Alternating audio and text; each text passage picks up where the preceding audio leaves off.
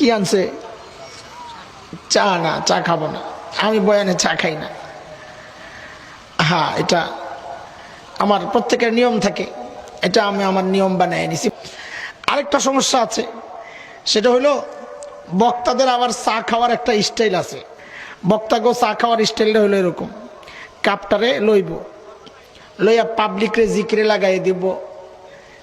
এলা লাইলানা কি কথা বলে না, এ একটা লাগায়, ইয়া উঠায়, তাল উঠায়, এলা ইলাহা, এটা বইলা সায়ের।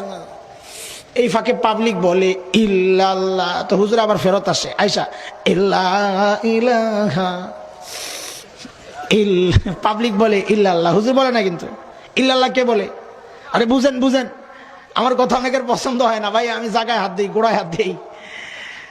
ইল্লাল্লাহ বলে পাবলিক, হুজুর বলে লা ইলাহা।